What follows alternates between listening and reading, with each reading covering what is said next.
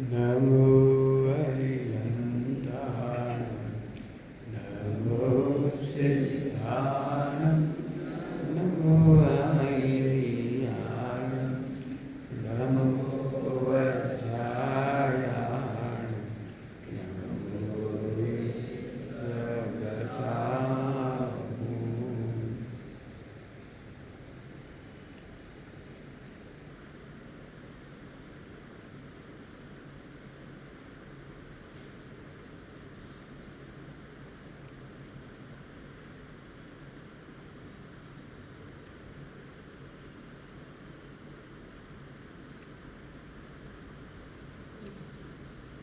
नमः समयसाराय समन्वोत्याजकास्ते चिस्वावाय भावाय सर्वभावान्तरचिते।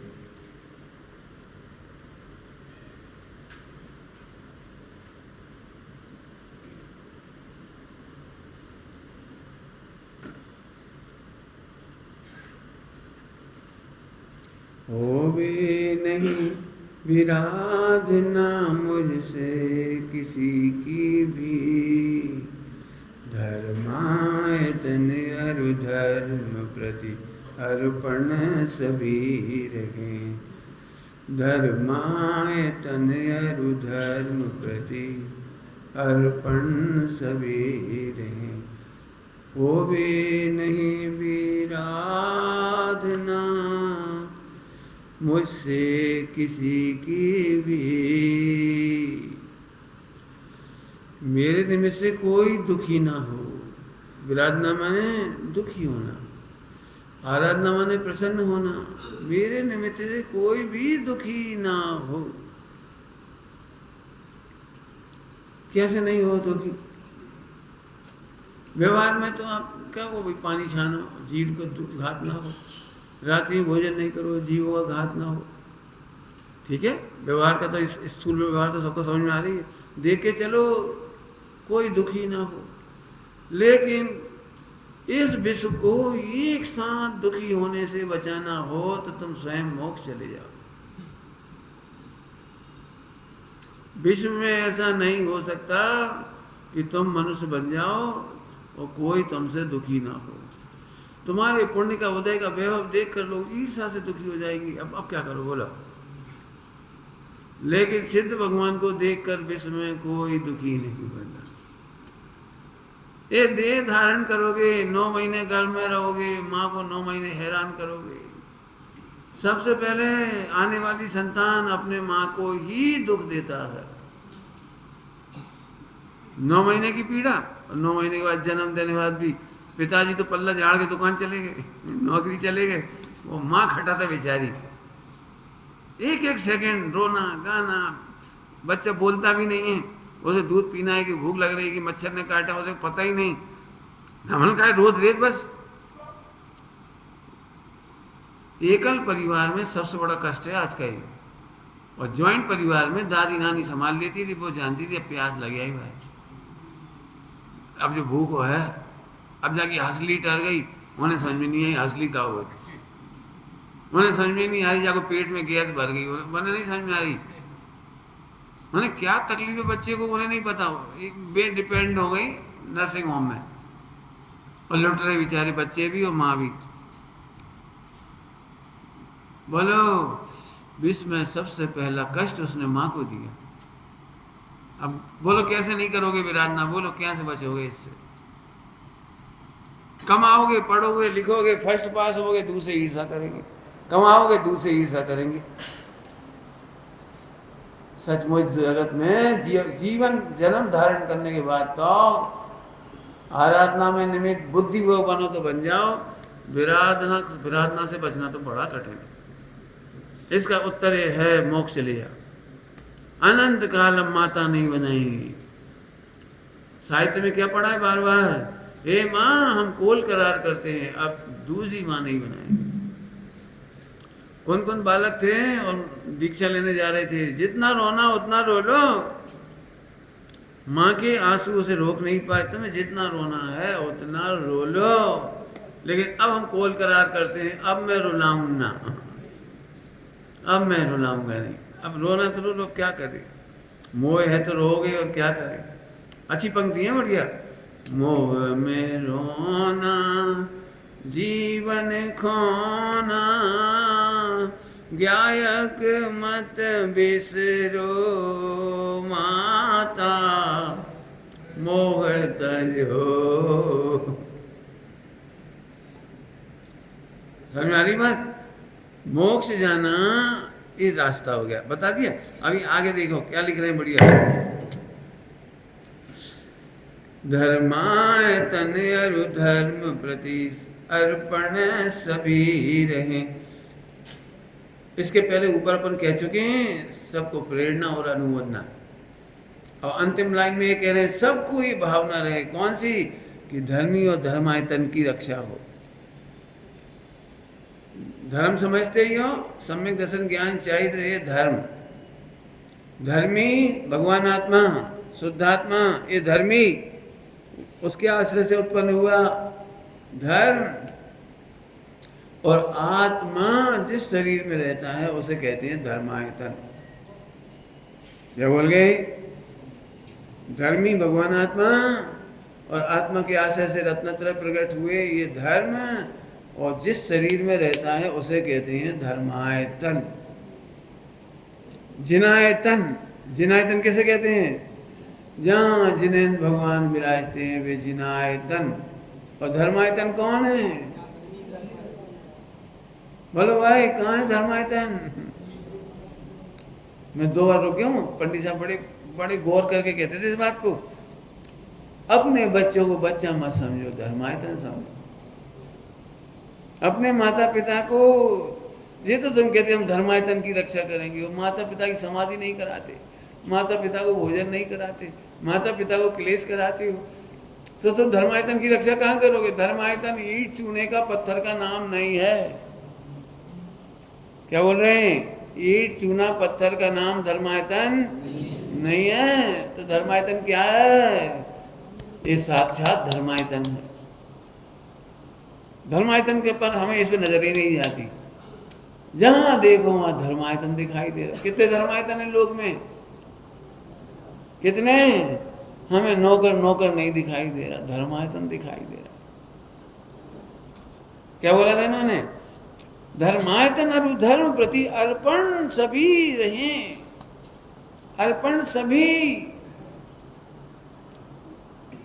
सभी लोगों के लिए प्रेरणा है। लेकिन अपन और अर्थ भी करेंगे, इतना सामान्य अर्थ से काम नहीं चलाएंगे। सभी जीव धर्मी धर्मायतन को अपना जीवन अर्पित कर दे।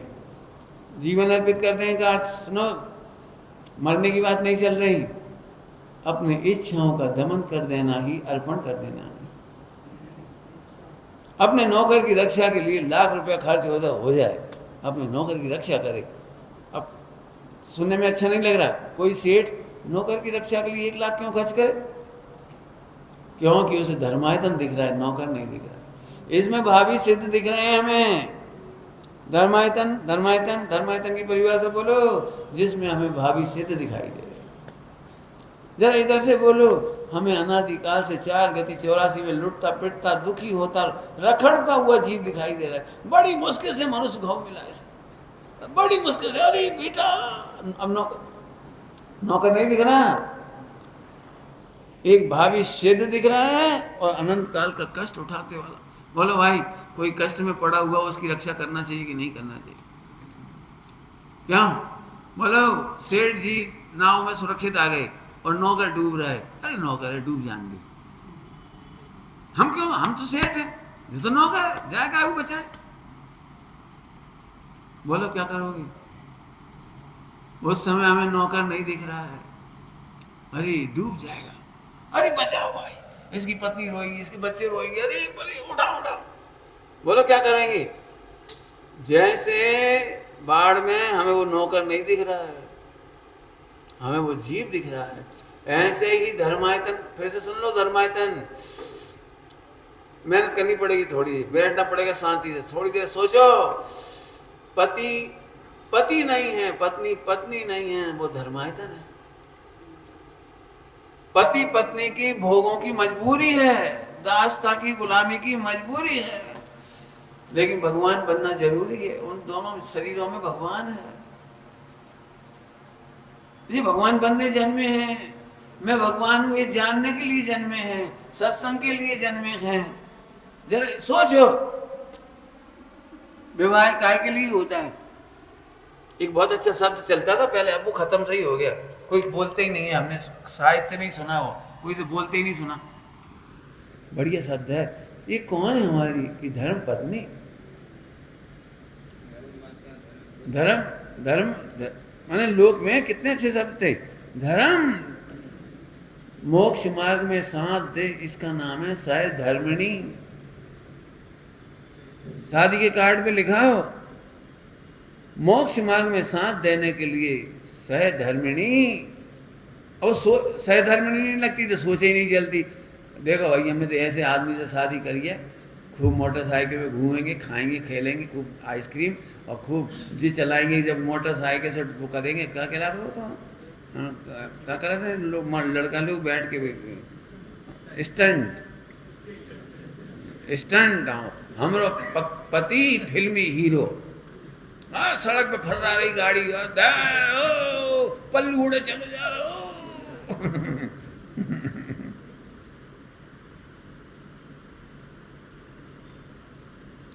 काय के लिए? सहधर्मिणी। एक्चुअली सहधर्मिणी सोचे ही नहीं है। हाँ, मैंने अपनी बुआ जी की शादी के टाइम तक सुना था, इसके बाद तो पता नहीं हमें। इतनी इतनी पति की बातें नहीं होती थी ज़्यादा। उनकी सासू प्रतिमाधारी है, तो पूरे घर में ऐसे आदर से बोलती थी, उनकी सास प्रतिमाधारी है। तो दादी वगैरह मैं बुआ जी से कहती थी, देखो हाथ चक्की से आटो पीसो सीख लो, वहाँ जाके हाथ चक्की से आटो पीसने पड़ेगा। तो बड़ी भक्ति से आटा पीसना सीखते थे। काहे कि सासू 2 प्रतिमाधारी है, 3 प्रतिमाधारी है। नाक मत कटा दियो हमारी, ढंग से पानी छानियो, जीवाणी करियो, ऐसे निकलियो, हमारे पूरे कुल की इज्जत है। आज की तारीख में कौन को चिंता है पानी छन रहा हो कि नहीं छन रहा। जैन कुल की प्रतिष्ठा करोड़ रुपया से नहीं है, जैन कुल की प्रतिष्ठा अरबों रुपया से नहीं है, जैन कुल की प्रतिष्ठा सोने चांदी से नहीं है, जैन कुल की प्रतिष्ठा पानी छानने से है। आन मान सन जैनत की प्रतीक तो होना चाहिए, जैनत की प्रतिष्ठा ही नहीं तो कहाँ बची। अब जरा सोचो, बेटा सास ससुर की समाधि कराना, बताना सही, बताना ऐसी शिक्षाएं कौन कौन दे रहा है। इसीलिए आज की तारीख में जाते से ही ये हस्बैंड के मारे परेशान है, ये वाइफ के मारे परेशान है। वो सास ससुर तो बेचारे अभी एक नगर की सच्ची घटना है बिल्कुल। पति पत्नी में इतना झगड़ा होता था, दोनों ने अफेयर करके शादी करी थी। उन दोनों का रोज झगड़ा होता था, जो पति और सास ससुर ऐसे खड़े रहते थे। तो सास ससुर बोले बेटा से, बहू से, देखो बेटा तुम ही लोग प्रेम से रह लो, हमारी चिंता मत कर।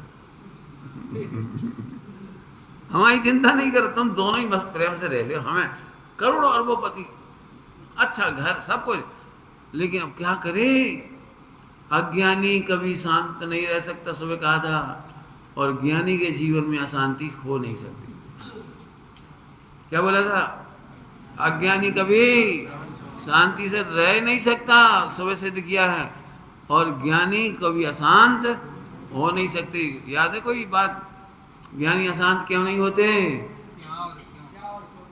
एक दूसरी बात, भेद विज्ञान के बल पर, वस्तु स्वरूप के भेद विज्ञान के बल पर, ज्ञान के बल पर भेद विज्ञान, और उदय परिणमन मात्र है, परिणमन मात्र है, वे किसी को दोष नहीं देते। इतने से में ज्ञानी शांति से रह जाती है। बहुत दृष्टांत दिए थे सुबह, सीता, अंजना, बहुत सारे। जितनी देर में आप ये सोच रहे जी का नाम है, जाकर वो पत्थर पटक रहा था पार्श्वनाथ भगवान के ऊपर, कमठ, कमठ का जीव, अपन कमठ कहते हैं, जल्दी समझ में आ जाता है। संबर नाम का देव था, वो उसका नाम था संबर नाम का देव, वो पटक रहा था। जितनी देर में हम उसकी सोच रहे उतनी देर में उन्होंने केवल ज्ञान की तैयारी कर ली। मैं कुछ कह के रुक गया, समझ में आया हो जितनी देर में उसकी पत्थर की सोचते हो और काय कर रहा हो, काय कर रहा हो, काय कर रहा हो, उतनी देर में केवल ज्ञान की तैयारी करके केवल ज्ञान ले लिया। बोलो भाई चतुराई क्या है? पत्थर मारने वाले की ओर देखते रहे, सोचते रहे, क्लेश करते रहे, बदला लेने की कामना करते रहे तो अनंत भाव हो जाते। अनंत भाव, बदला लेने की भावना नहीं है। अच्छी भाषा में बोलूं, ज्ञानी किसी से बदला तो नहीं लेते लेकिन उसे बदलने की चेष्टा तक नहीं करते। क्या कहा?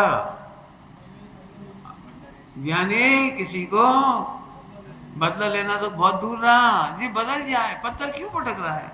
ये भैया कहाँ पत्थर पटक रहे हैं, हमको कहाँ बिगाड़ो तुम आओ। कल्पना करो कोई तुमसे लड़ाई झगड़ा करे तो क्या कहोगे? हमने कहा बिगाड़ो जी, बता दो भैया हमारी कैसी गलती है, तुम बताओ कहाँ पत्थर पटक रहे। बदला तो सवाल ही नहीं, बदलने का भी भाव नहीं, और आखिरकार स्वयं की परिणति में केवल ज्ञान हो गया। कुछ कह के रुके हम 3-4 बार, बहुत सोचना शांति से। हमारा बहुत सारा समय अशांति में बीत जाता। अशांति माने दोष देने में, क्लेश करने में, राग देश करने में, बदला लेने की भावना में, बदला लेने के प्लान में। ये अज्ञानी के लक्षण है, अज्ञानी के लक्षण है। रोज होमवर्क करो, हम बदला नहीं लेंगे। क्या कह रहे? बदला हम नहीं लेंगे। क्यों? कि बदला लेने की गुंजाइश नहीं है। कर्म के उदय में अन्याय नहीं होता है, अन्याय होता ही नहीं है। बदला लेने की गुंजाइश, बदला लेने के चक्कर में अपन ही दुखी होते हैं। वापस बोलो भाई धर्मायतन क्या है? अब दो तरफ से बात करेंगे धर्मायतन की। इधर आ जाओ अपने पास, तुम अपने को भी धर्मायतन की तरह रक्षा करो। बोलो भाई जिन मंदिर में असंयम करते हैं कि नहीं? बोलो जिन मंदिर में सोते हैं कि नहीं? बोलो जिन मंदिर में परमात्मा का पोषण करते हैं कि नहीं? अब तुम अपनी देह को धर्मायतन समझती हो, अपने आप को भगवान समझती हो, अपने को भगवान और देह को धर्मायतन, तो इसकी इज्जत करो। चाहिए से वचन नहीं बोलो, रक्षा करो, धर्मायतन की रक्षा करो। तुम ऐसे चाय जैसे मत खाओ। लोग कहें काय के जैनी, काय के पंडित, काय के त्यागी, काय के ब्रह्मचारी। ओहो तुमने धर्मायतन खंडित कर दिया। जल्दी क्या गए हम, खूब सोचने लायक। कोई तुम्हें देख के उंगली उठाए, काय के विद्वान, काय के पंडित, काय के त्यागी, अरे सब ऐसा ही आज का तो एक मंदिर गिर गया। ईट चूना पत्थर की रक्षा नहीं करना। फिर से सुन लो, पंडित साहब की अच्छी भाषा में बोलो, आत्म कल्याण की स्वस्थ परंपराओं की रक्षा करके धर्मायतन की रक्षा करो। क्या वाक्य बोल गए? बोलो आत्म कल्याण की स्वस्थ परंपराओं की रक्षा करके धर्मायतन की रक्षा करो। धर्मायतन मैं इसलिए खोल रहा हूँ इसको, सबको ये लगता है हमने धर्मायतन बना दिया, एक प्रतिष्ठा और हो गई, एक मंदिर और बन गया, बहुत बड़ा मंदिर बन गया, बहुत बड़ा। अब हमसे नहीं, हमारी परीक्षा, हमारी सोच अलग है थोड़ी। मंदिर बड़ा नहीं हो लेकिन मंदिर में आने वाले बहुत बड़े हों। नहीं समझ में आई होगी हमने क्या कह दिया। मंदिर में आने वालों की बहुत जिम्मेदारी है। बड़े कुल के रहने वाले परिवार के मेंबरों की बहुत बड़ी जिम्मेदारी होती है, और गरीबों के मोहल्ला में और हल्की जातियों में रहने वालों की जिम्मेदारी कम होती है। कुल और खानदान की इज्जत प्रतिष्ठा समझ गए होगे, बड़ी बात होती है। ऐसे यदि तुम्हारा बड़ा मंदिर है, बड़ा मंदिर समझ गए, बड़ा का अर्थ होता है महान। विश्व में बड़ा मंदिर बने, साइज नहीं, साइज नहीं, बड़ा बड़ा माने महान। यदि महान मंदिर है, क्यों है बड़ा मंदिर? क्योंकि यहाँ पर रत्नत्रय की चर्चा होती है, रत्नत्रय की परिणति होती है, क्योंकि रत्नत्रय की पूजा होती है, यहाँ रत्नत्रय का मार्ग मिलता है, इसलिए विश्व में बड़ा मंदिर है। छोटे आकार से मतलब नहीं हो, छोटे आकार बड़े आकार से मतलब नहीं है, बड़ा मंदिर। समझ गए? थोड़े आगे बढ़ो। बड़ा मंदिर है तो उसके सदस्यों की बहुत बड़ी जिम्मेदारी। बोलो भाई विश्व में सबसे अच्छा धर्म कौन सा? बोलो बोलो, गर्व से बोलो हमारा जैन धर्म, ठीक, कोई बात नहीं। अब तुम बड़े जैन धर्म के सदस्य हो तो तुम्हारी बड़ी जिम्मेदारी है। बड़ा जैन मंदिर है तो बड़ी जिम्मेदारी। ऐसी भाषा मत बोलो जिससे कोई टूट जाए, जिससे कोई चला जाए। ऐसी भाषा नहीं, अहंकार की भाषा नहीं बोलो। तू क्या कर लेगा, चला जा। बोली ऐसे कैसे बोल दिया, कैसे चला जा। एक बहुत अच्छी कहानी है, बड़े घर की बेटी, पढ़ी होगी स्कूलों में कॉलेजों में। बड़े घर की बेटी, मुंशी प्रेमचंद जी ने लिखी, बड़े घर की बेटी। भाभी ने भोजन बनाया और उसमें घी ज़्यादा पड़ गया, कोई अब घी कम पड़ गया तो घी कम डाला, अब घी कम पड़ गया तो घी कम डाला। थाई ने क्या करती हो। सो देवर नाराज हो गया, देवर नाराज हो गया तो बहू भाभी ने कहा भाई तो हमारी क्या गलती, घी कम हो तो आज घी कम डाल दो। हाँ हम सब समझे थे, हमारे हमारे चक्कर में घी कम हो।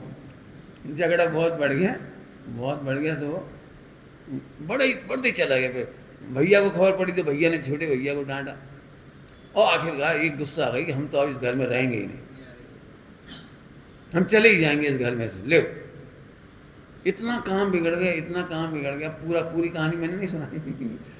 लेकिन जैसे ही वो जाने के लिए गेट पे खड़ जाने लगा, अब पिताजी भी नहीं रोक पाए अपने बेटे को और भाई अपने भाई को नहीं रोक पाया। और बहू आ गई दरवाजे पे और हाथ जोड़ के खड़ी हो गई, भैया ऐसे मत जा। मैं इतनी सी बात बताने के बाद उसमें लिखा है, ससुर बोला बड़े घर की बेटियां ऐसी होती थी। मैं इतना बड़ा प्रपंच लंबा चौड़ा और बहू आंखों में आंसू लगे सामने खड़ी हुई, भैया कुल की आन छोड़ के मत जा।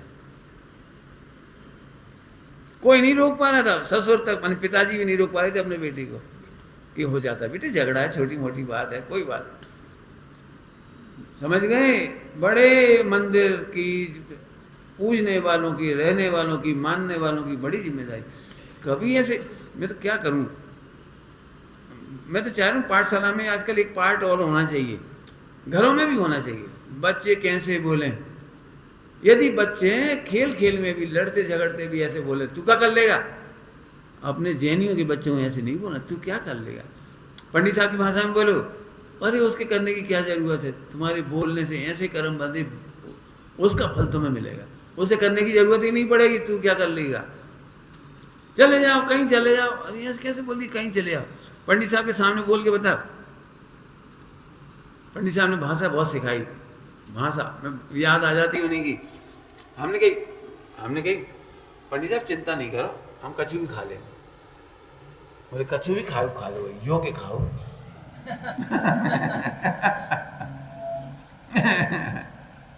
हमने कहा खनिया थाना जा रहे हैं वापस। तो पंडित जी बोले भैया भोजन लेते जाओ। नहीं हम कहीं भी खा लेंगे। नहीं ऐसे क्यों बोलती हो, विद्वान हो गए, ब्रह्मचारी हो गए, ऐसे शब्द क्यों बोलती, कहीं भी खा लोगे। कहीं का क्या मतलब होता है, होटल में खा लोगे, सड़क पे खाली हुए, कहीं भी। क्या वो तुम्हारी ढाबा के बाहर बैठ के टेबल कुर्सी खाली होगी। नहीं अपना टिफिन, अपना टिफिन अपन तो लकड़ी के पटिया पे रखिए ककेलाती बैठने की बेंच और टेबल, अपन अपना खा लो। और पीछे लगो मांसाहार बोर्ड और कोई ने फोटो खींच लेंगे, देखो सुमत प्रकाश जी के खा रहे।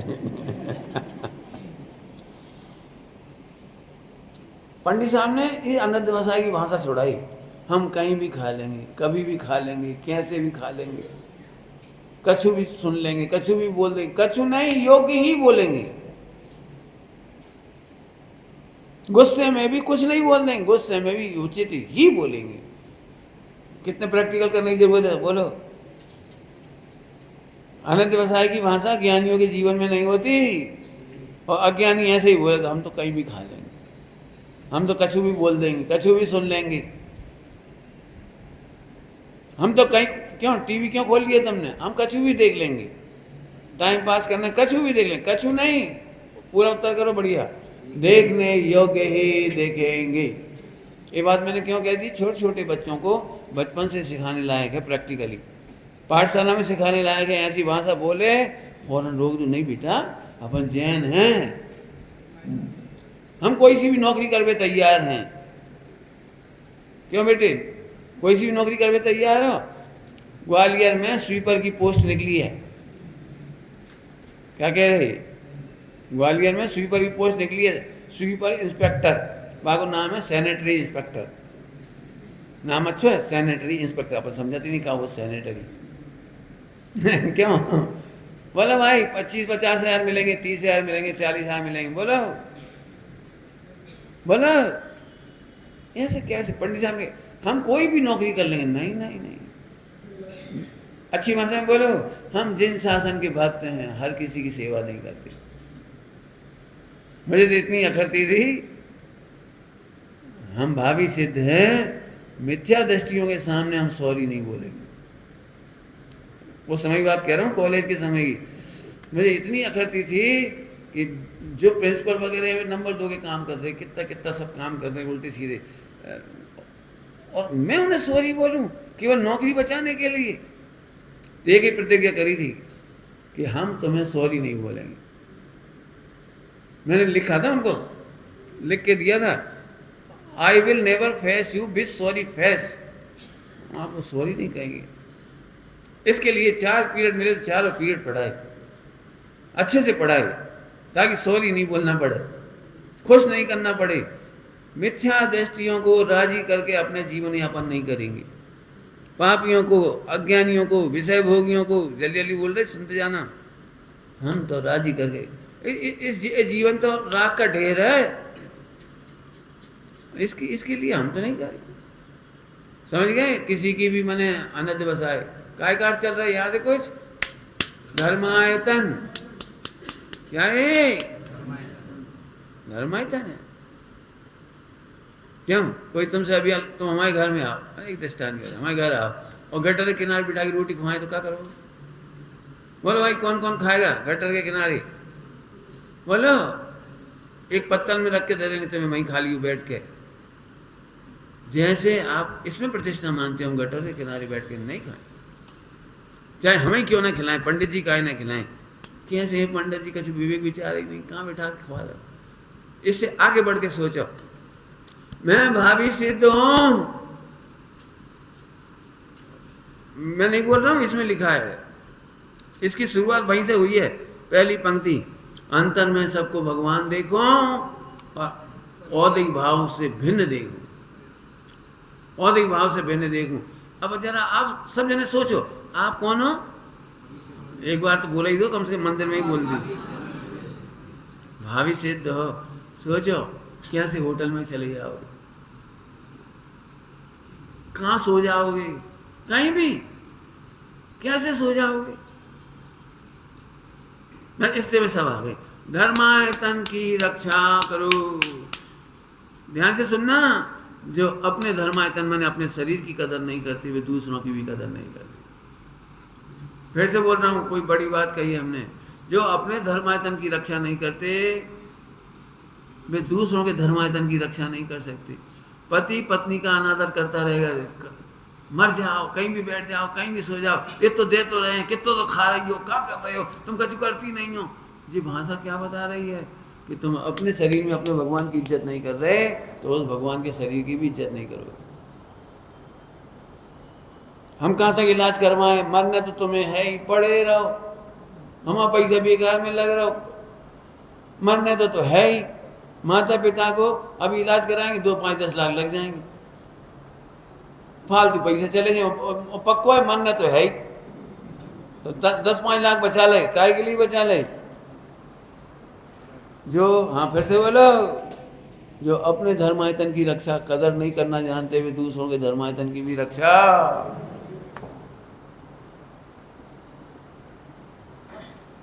मतलब इस समय कहने के लिए बहुत है इसमें। आज इतनी खराब स्थिति है, एकल परिवार होने से, जॉइंट परिवार ना होने से, बैकग्राउंड में माता पिता की देख रेख ना होने से, और सास ससुर का आदर ना होने से। मैंने इतनी सारी बातें कहकर ये कह रहा हूँ, जो 20-22-25 साल की लड़कियाँ शादी करके बिल्कुल अकेली रह रही है, वे इतनी क्रूर हैं कि बच्चों की रक्षा नहीं कर पा रही, बच्चों को पाल नहीं पा रही। बच्चा रोज है पीट दे, पड़े रहो, हम क्या करें। फिर कह रहे अज्ञानता में जो अपनी ही रक्षा नहीं कर सकते वो बच्चों की रक्षा कैसे करेंगे।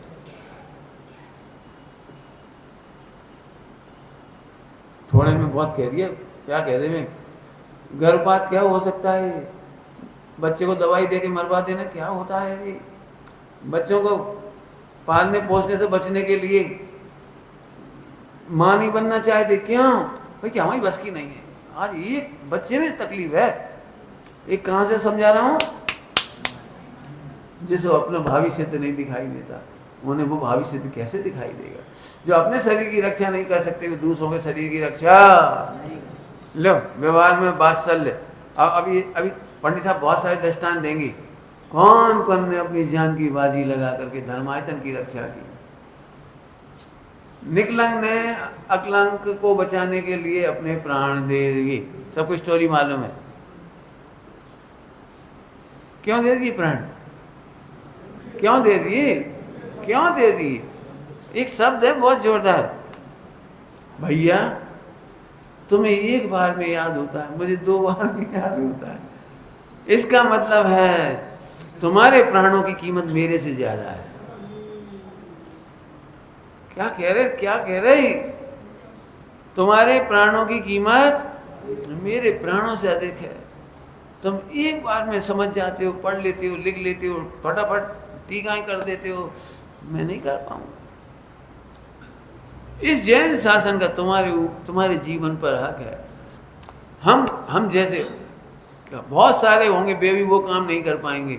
आप कल्पना नहीं कर सकते टोडरमल जी को आप कितना समझे नहीं समझे मुझे नहीं पता। यदि हिंदुस्तान में से भट्टारकों से किसी ने छुड़ा मुक्ति दिलवाई है तो उनका नाम है पंडित टोडरमल जी। अब भट्टारकों की कहानी आप पढ़ना, कैसी कैसी तकलीफों से गुजरा है भट्टारकों का काल, और उनसे बचाने का काम किया है मोक्ष मार्ग प्रकाशक ने। एक ज्ञानी पुरुष ने कितना बड़ा काम कर डाला, कितना बड़ा आप कल्पना भी नहीं कर सकते। इसलिए अब फिर से चलो, एक ज्ञानी की रक्षा करने के लिए हजारों अज्ञानी अपने प्राण दे देते। काय कार चल रहा है वात्सल्य, हमारे जीवित रहने से क्या होगा। अज्ञानी ऐसे हमारे जीवित रहने से ज्यादा क्या होगा, सृष्टि सृजन होगा और तो कछु नहीं हो सका। खाएंगे कमाएंगे मर जाएंगे, संयोग जोड़ेंगे परिचय जोड़ेंगे और मर जाएंगे, और क्या करेंगे। आपको पता है लाखों अज्ञानियों के जीवित रहने से मोक्ष मार्ग इतना सा नहीं चलता, और एक ज्ञानी के एक ग्रंथ से वो कमाल होता है। आपको पता है कि नहीं, पंडित टोडरमल जी का ये ग्रंथ है मोक्ष मार्ग प्रकाशक जी। बाकी ग्रंथों के लिए भी इतने याद नहीं किए जाते जितने मोक्ष मार्ग प्रकाशक जी के लिए याद करे जाते। आचार्य कुंकुम स्वामी का ये ग्रंथ 5 परमागम लिखे हैं, 84 पाहुड़ लिखे हैं, लेकिन ये ग्रंथ समय सार जी, उसने आपको कल्पना भी नहीं कर सकता मैं कितनी बड़ी बात बोल रहा हूँ। जैन तो जैन, अजैनों की धारा मोड़ दी है समय सार जी ने। ये तो जो पीएचडी करते हैं ना शोध और खोज, वे बताते हैं कि समय सार जी परमागम की अमृतचंद स्वामी की टीका नहीं होती तो हिंदुओं के जो वेद और उपनिषद आए हैं उनमें जो क्रियाकांड आया है, हिंसा यज्ञ में हिंसा कही गई है, उस सबका सफाया समय सार जी की अमृतचंद स्वामी की टीका ने किया है। कल्पना भी नहीं हो रही कि कहां से कहां जोड़ लग रहा है। एक ज्ञानी का ग्रंथ, एक ज्ञानी की टीका विश्व पर कितना उपकार करती है। पढ़ के देखो पीएचडी अमृतचंद स्वामी की। आपको कई बार ऐसा लगता होगा पंडित जी गीता और समय सार एक जैसा ही है। देखो उसमें भी लिखा आत्मा कटता नहीं है, पिटता नहीं है, गलता नहीं है, जलता नहीं है, आत्मा अमर है। देखो उसमें भी लिखा है। ऐसी चर्चा और जो अध्यात्म की आपको दिखाई दे रही ना, इनका काल है समय सार जी की कलश टीका के बाद का समय। लोग विरक्त होने लगे इन चीज़ों को पढ़कर, मैं भगवान हूँ, सब भगवान हैं, ये पढ़ करके लोगों में प्रभावना होने लगी। तब उनके लेखकों ने भी वो परिवर्तन किए। पढ़ना हो तो पढ़ लेना ही पूरा पूरा, बहुत बड़ी जानकारियाँ हैं अच्छी अच्छी। एक ज्ञानी का एक ग्रंथ कितना कमाल कर सकता है। मैं इसलिए कह रहा हूँ, कुछ कहना तो बहुत सारी बातें हैं। ये अर्पण शब्द है ना, अर्पण, अर्पण, अर्पण क्या होता है ये? अब शब्द ये केवल अर्पण, अपने क्या पता लगता है? एक माँ अपने स्वार्थ को अर्पण कर दे, बेटा तू ब्रह्मचर्य के मार्ग में जा, तू ऋषि मुनि बन, तू आत्मज्ञानी बन बेटा, ये तेरे पास अद्वितीय यूनिक अद्वितीय टाइम है, तू भगवान बन जा। फिर माँ तुम्हारा क्या होगा? बेटा हमारा तो उदय प्रमाण होगा, तुम भगवान बन जाओ। हम अपने स्वार्थ के लिए तुम्हें नहीं रोकेंगे, इसका नाम है अर्पण। हम अपना स्वार्थ का अर्पण कर देंगे। कौन कमाएगा? अरे हमें कमाने वाले की जरूरत नहीं बेटा, ये तो उदय प्रमाण रहेगा। तुम तो समझ में आ गया कुछ? अपने बच्चों में फिर से सोचो जरा, सोचो, यदि इस भव में से सम्यक नहीं लिया, रत्नत्रय नहीं लिए, मुनि दशा नहीं ली, केवल ज्ञान नहीं लिया, तो इस बच्चे का भविष्य क्या हुआ? इधर से सोचो, सोचने का अपना ढंग है। जन्म लेते से ही हमारी एक्सपेक्टेशन, अपेक्षाएं खड़ी हो जाती। कौन सी? चलो लड़का आ गया, अब बहू आई, खूब कमाएगा, अपन बढ़िया सुख से रहेगा, अपन भी खुश रहेंगे भैया। अरे हमारे 4 लड़का, अरे 6, अरे भैया अब 6 बहुएं आएंगी। पूरी पिक्चर कहाँ जा रही तुम्हारी? स्वार्थ के रक्षण में कि अर्पण में? मैंने पहले ही एक शब्द कहा है, बार बार मैं जानता हूँ मेरे प्रवचन समझना कितना कठिन पड़ रहा होगा। ज्ञानी की सोच अलग है और अज्ञानी की सोच अलग है। आत्मज्ञानी को तो ये लगे बेटा ये स्वर्ण चांस है, लग जाओ। ज्ञानी की सोच ही अलग चलती है। अज्ञानी की तो, अज्ञानी की सोच ज्यादा क्या होगी? करोड़ कर लो, अरब कर लो, खरब कर लो, मकान बना लो, फैक्ट्री बना लो, और बेटा इसके बाद मर जाओ। बता दो कहीं गलत कह रहे हैं तो। इसके बाद मैंने अपने दादी नानी से, खास तौर से दादी ने तो कभी नहीं कहा कि कुछ करो, नानी ने कहा बेटा तुम शादी कर लो, हम नाती देख लेंगे। हम कि फिर तो ठीक है कि अरे फिर नाती की बहू देखेंगे, फिर नाती की बहू की बात तो ठीक है, फुल स्टॉप। अरे फिर उनकी मुड़ा मुड़ी देखेंगे। मैंने कहा तुम्हारा तो कभी खत्म होने ही नहीं, जब हम ही खत्म हो जाएंगे। अरे तुम नहीं समझते बेटा, जो 7 पीढ़ी देखा था वो कितना भाग्यशाली हो। मरते समय बाकी मत वहाँ पे सोने की वो लगा दे क्या, सीढ़ी। कितनी कैसी कपूल कल्पनाएं हैं। रत्नत्रय की सीढ़ी चढ़ना है मरते समय कि सोने की सीढ़ी? क्या इन्होंने 7 पीढ़ी देखी, 7। क्या करें इन 7 पीढ़ी का बताओ? थोड़े में बहुत कह रहे हैं। आत्मज्ञानियों की तो एक ही रुचि होती है बेटा, हमारे घर में जन्मे हो, भावी सिद्धों का परिवार है बेटा, तुम भगवान बनो, भगवान बनो, और कोई रास्ता नहीं है बेटा।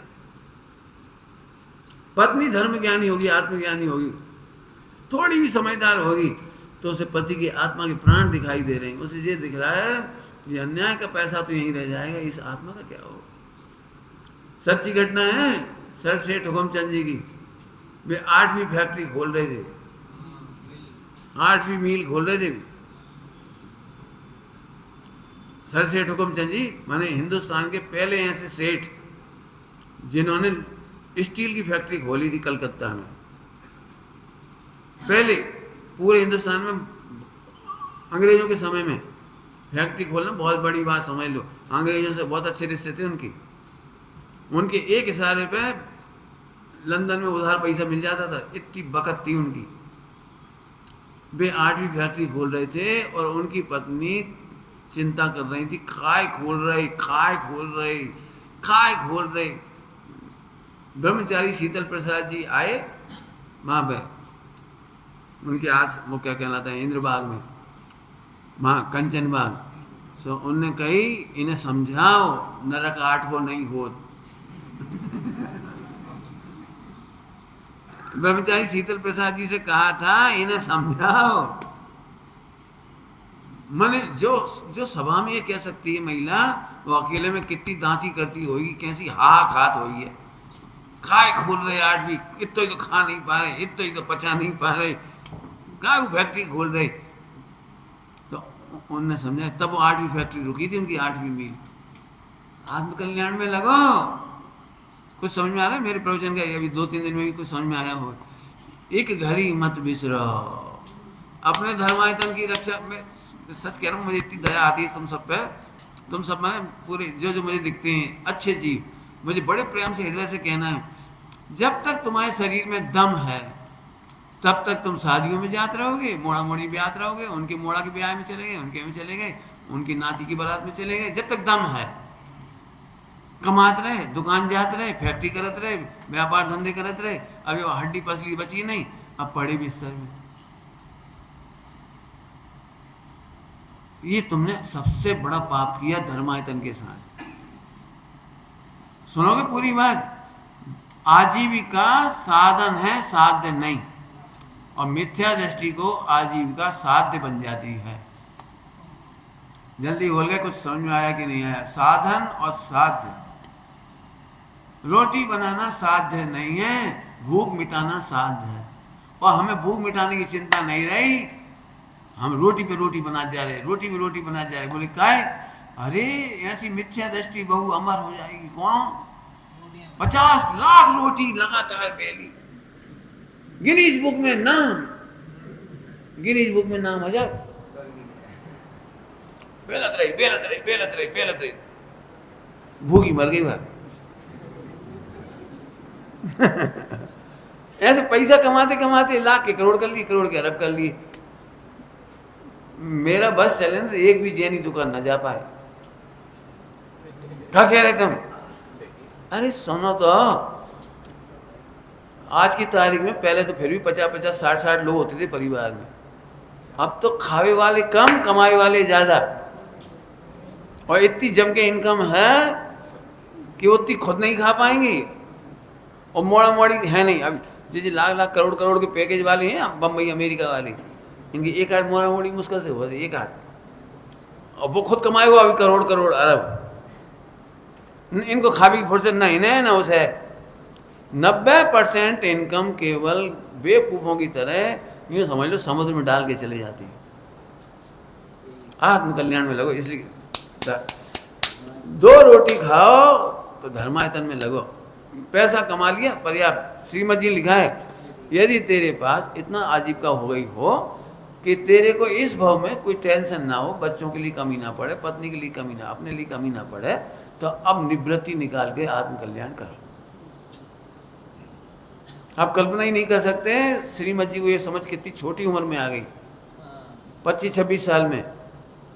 रत्नों के व्यापारी थे बंबई में, पेड़ी चलती थी पेड़ी, और वो सब काम बंद कर दिया। आखिरी के 5-7 वर्ष, मैंने 32 में तो एक्सपायर ही हो गए, 32.5 में, 32.5 में एक्सपायर हो गए। और 25-26 में तो व्यापार छोड़ छाड़ के, 4 संतान थी, भैया था, परिवार था, लेकिन अपने आत्मकल्याण में लग गए। और वो आत्मकल्याण की जो आखिरी के 7 बरस हैं, वे अपने कल्याण में भी लगे, और जो न लिखा है वो अमर रचना ने लाखों नॉन जैन को जैन बनाया है। हम जैनियों को इतना फर्क नहीं पड़ रहा श्रीमद जी के मामले में, हमें नहीं समझ में आ रही। लेकिन जरा उस बेल्ट में जाके देखो पूरा, जहाँ पूरे गुजरात में दिगंबर जैन मंदिर गिनती के 2-4 जगह थे, लेकिन लाखों श्रीमद जी के फॉलोवर्स आकाश में, और जगह जगह बावणिया कोवा अजैन, जैन नहीं। मुझे तो इतनी खुशी हो रही है बताने के समय कि आप मेरे साथ चलो। कल्पना ही नहीं कर सकते आप। हमारा अनुशासन कुछ नहीं है धर्मपुर के आगे।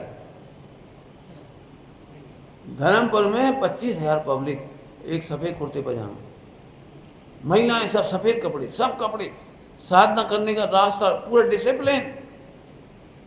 आप उनका एक उत्सव देख लोगे ना तो आप दांत तले उंगली दबाओगे, अरे ऐसी पंचकल्याण, ऐसी भक्ति, ऐसी पूजा पाठ देखो। और चलो, एक पटेल हैं, पटेल सीमंदर सिटी बनाई है, नाम क्या रखा है? नाम क्या रखा है?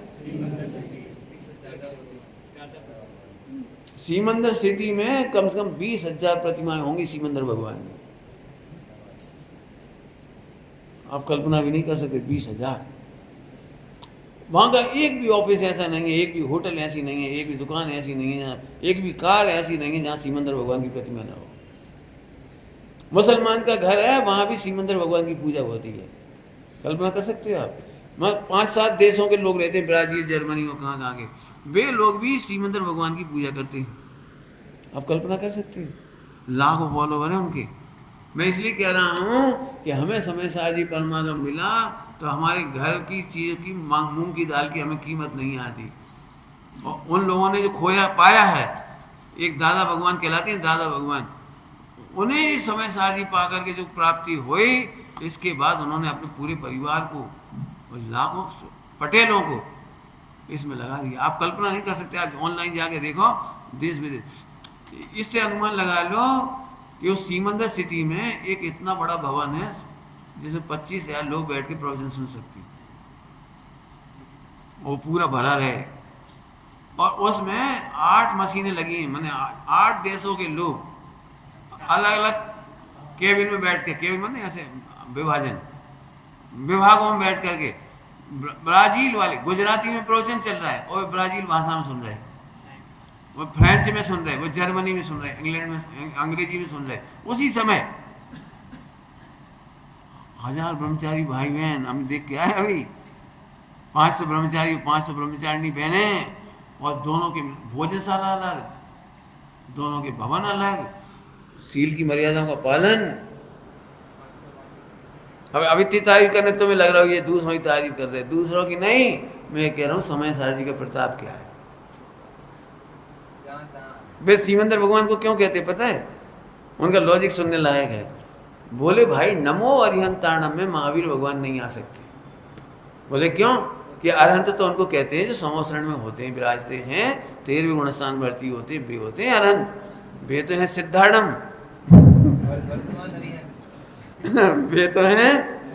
वे तो सिद्धार्णम है, और अरहंताणम तो वास्तव में सीमंदर भगवान है। इसलिए सीमंदर ही सीमंदर भगवान की करते, और नाम ही उसका नाम है सीमंदर सिटी। और उस सीमंदर सिटी में जो तुम्हारे गुजरात के सीएम हैं, रूपाणी, क्या ना, रूपाणी, विजय भाई रूपाणी, वे उसके फॉलोवर हैं। उनका बंगला है वहाँ, वहीं रहते हैं, वहीं उसी सीमंदर सिटी में, वे भी उन्हीं के अनुयायी है। ऐसा कहकर मैं इसलिए कह रहा हूँ, एक बार बाहर जाके देखो जैन धर्म ने नाना लोगों के बीच में कितनी उन्नति की होगी और क्या डिसिप्लिन है। आप कल्पना नहीं कर सकते। गुरु और शिष्यता की जो परंपरा वहाँ देखोगे तो आपको कुछ अलग ही दिखेगा।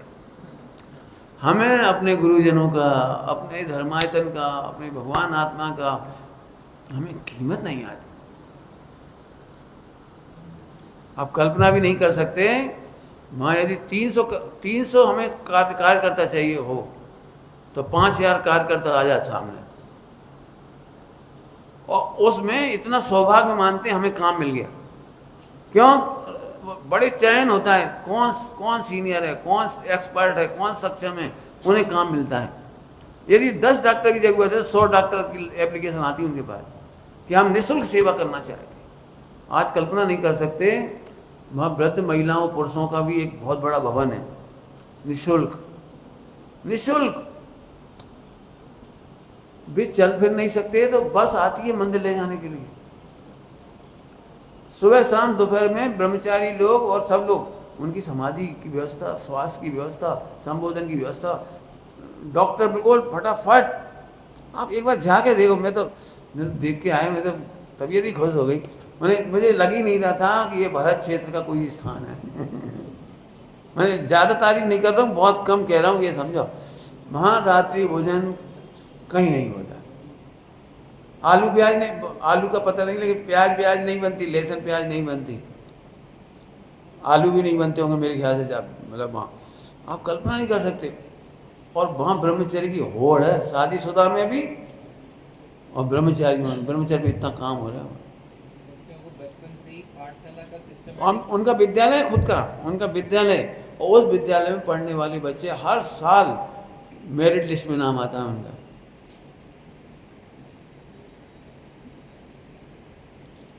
समझ में आ रहा है कुछ? हमें जैन शासन, हम कहते हैं हमें अमृत मिला है, लेकिन हम ना तो इसकी रक्षा कर पा रहे और ना इनकी। और मैं चाहता हूँ, बिल्कुल चाहता हूँ, बिल्कुल दिल से चाहता हूँ, आप सब समाधि करो, मैं कराऊँ। और मैं जब समाधि कराऊँ करूँ तो आप कराओ। फिर से कह रहा हूँ, बहुत ऊंची कह गए हम, थोड़ी नीचे आ जाओ। समाधि ऐसे नहीं करा पाओगे। समाधि कराने के लिए स्वाध्याय चाहिए, सेवा भावना चाहिए, सेवा बहुत अर्पणता चाहती है। सेवा सेवा अर्पणता चाहती है। आपको नींद अर्पण करनी पड़ेगी, अपनी इच्छाएं अर्पण करनी पड़ेंगी, खान पान का स्वार्थ अर्पण करना पड़ेगा। ये सब भाषा तो अच्छी नहीं लगती, थोड़ी अच्छी भाषा में बोलता हूँ, समझ में भले ही कम आएगी। ये सब अर्पणता तब आ सकती है जब सामने वाला भावी सिद्ध दिखाई दे। आप भी भावी सिद्ध, वो भी भावी सिद्ध, अब क्या होगा सो सोचो। इसका नाम है अर्पण कर दूं। समझाने के लिए थोड़ा सरल दृष्टांत, बहुत सरल दृष्टांत। बोलो भाई, आप भारत से अमेरिका जा रहे हो और प्लेन में सारे विदेश के लोग हैं, आप ही हिंदी बोलने वाले हो और कोई नहीं है, सब अंग्रेजी, जर्मनी, फ्रेंच, ये वो सब। और इतने में एक मुस्लिम भाई हिंदी में बोला, एक ही था उस पूरे प्लेन में 500 आदमियों में, एक और हिंदी में बोला। आप बता सकते हो पहली बार आपके कान में अमृत पड़ा? अभी तक क्या ना खान चू चू चू चू कर रहे थे सब। भाई चाइना के होंगे तो वैसे बोलेंगे, ताइवान के वैसे बोलेंगे चांगचू, जो कुछ बोलेंगे, रसिया वाले वैसे बोलेंगे हस्तोस, नाम लगाते गर्वत चौक, उनके नाम अलग अलग। पहली बार तुम्हें हिंदी सुनाई पड़ती है 2 घंटे बाद, तो कैसा लगता है? पूरे प्लेन में मुस्लिम भाई हो, उसके पास पहुंच गए, कहो भाई कहाँ जा रहे हो, तुम कहाँ जा रहे हो? कि फला, अच्छा हम भी तो वही जा रहे, और तुम कहाँ रहते हो? हम एमपी। हाँ तो एमपी में तो हम भी हैं, तुम बोलो। अरे भिंड, अरे करंट लगो, भिंड में तो हम भी। तो कौन सी गली में? अरे वो कटरा गली, और कटरा में तो महावीर चौक पे तो हमारी, तो महावीर चौक पे हमारी है रुई धुलने की दुकान। अच्छा बे फला चंद जी, वो देखो सारी निकल आई। साथ में उठेंगे, साथ में बैठेंगे, साथ में खाएंगे, चलो भाई चलो। एक कोई अपना मिल गया। सोचो जरा, अमेरिका जाने की प्लेन में यदि कोई अपनी भाषा का मिल जाता है तो कितना प्रेम आता है। जात पात नहीं दिख रही, ऐसे ही हमें जाति पाति नहीं दिख रही, स्त्री पुरुष नहीं दिख रही, नौकर और सेठ नहीं दिख रहा, हमें सारे के सारे भावी सिद्ध दिखा। मैं मेहनत कहीं करा रहा हूँ, ध्यान से सुनना। ये भावी सिद्ध देखने के बाद जो आएगा वो अर्पण है। बेटा हमारी चिंता नहीं करो, नौकर नहीं हो, भगवान हो। पंडित साहब की रचना में बोलो, नहीं बालिका मुझको समझो, मैं भी तो प्रभु सम प्रभु हूँ। बोले बालक क्या समझ रहे? कुंद आचार्य का कहा था मैंने, माँ ने बेटे से कहा, बेटा अभी तो तुम बच्चा हो। तो बच्चा मन ही मन सोच रहा है, अच्छा हमें बच्चा समझ रहे हो, हमें बच्चा कह के बहला रहे हो, हम भगवान से कम नहीं है। ध्यान रखना भैया, पूरी संस्कृति एक शब्द के बाद शुरू होती है कि हम सब भगवान आत्मा हैं। इसके बाद संस्कृति, अब इसके बाद कुछ कहने की जरूरत ही नहीं पड़ेगी। जब तक हमें भगवान दिखाई नहीं देते, भावी सिद्ध दिखाई नहीं देते, हमें अर्पणता कहां से आएगी? ज्ञानी का अर्थ बोलो और अज्ञानी का अर्थ बोलो जल्दी से। जैसे भावी सिद्ध स्वपर में दिखाई दे भी ज्ञानी, और नहीं दिख रहे बे, तो फिर यही कहेंगे बेटा, दृष्टांत दे दे समझाने के लिए सरल पड़ जाए। एक काम करो बेटा, मंदिर से जात रही हो, पहले ट्यूशन चले जाओ, सुबह सुबह 5 बजे से 6 बजे तक ट्यूशन जाओ, फिर स्कूल की तैयारी करो, फिर स्कूल जाना बेटा। अब देखो कहीं अपन जानबूझ के तो मंदिर छोड़ नहीं रहे, पढ़ाई तो पहले काम है बेटा, फिर वह नौकरी लग जाएगी बेटा, ट्यूशन कोचिंग भला ये वो। मुझे सच में, अब मैं तो अपनी बात कह रहा हूँ, मुझे ऐसा लग रहा है कि जो बच्चा मंदिर नहीं, दर्शन तक नहीं कर पा रहा, उसकी हत्या ही हो गई। जो बच्चा सुबह सुबह से कोचिंग में और ट्यूशन में लग गया, स्कूल में चला गया, आपको पता नहीं है पहले विद्यालय सुबह चलते ही नहीं थे। हिंदुस्तान में कोई विद्यालय सुबह नहीं चलते थे, आपको याद हो तो सब 10-11 बजे के बाद चालू होते थे। जैसे सारी नौकरियां 10 बजे चालू होती थी, ऐसे सारे हिंदुस्तान के स्कूल 10 बजे चालू होते थे। और ये कॉन्वेंट सिस्टम ने अंग्रेजी की लालच ने, अपने अंग्रेजी पढ़ाना है इस लालच ने अपने बच्चों की हत्या कर दी। और उसी देख लेना आप, इसके पहले कभी इंटर कास्ट मैरिज हुई हो, लव अफेयर हुए हों इस तरह की, और क्या क्या घटनाएं घट रही हुई तुम्हारी, कौन कौन सी गंदे गंदे, वो कौन सा महिला संगीत में दूल्हा दुल्हन नाचने लगी, और शादी के पहले प्री हनीमून, प्री वेडिंग, वो मर गई। नहीं, एक से एक दलदर आता जा रहा है। जी पता कब से आया है? ये कॉन्वेंट विद्यालय के बाद। कॉन्वेंट की बात सुनोगे? कॉन्वेंट की बुराई नहीं कर रहा हूँ, उस नीति की बुराई कर रहा हूँ। बच्चे का पोषण होता है सट आवश्यक की संस्कृति में, और बच्चा जब 6-7 बजे स्कूल चला जाता है तो ना उसने जीवन में पानी छानना देख पाया, न आहार दान देख पाया, न मंदिर में स्वाध्याय देख पाया, न भगवान की प्रक्षाल पूजा देख पाया, न वो ये देख पाया कि माता जी हमारे पिताजी और दादा दादी की सास ससुर की सेवा कैसे करती थी, न बच्चियों ने ये देख पाई कि चटनी कैसे बनाई जाती, दूध कैसे तपाया जाता है, पानी कैसे छाना जाता है, कपड़े कैसे धोए जाते। बच्चे और बच्ची आज की तारीख में जैनत्व शून्य क्यों हुए, इसका एक मूल उत्तर है। इसलिए इन लोगों ने ऐसे समय विद्यालय चालू किया कि अपने कल्चर से हट जाएंगे और हमारे कल्चर में आकर के सुबह सुबह O God Jesus I prayer you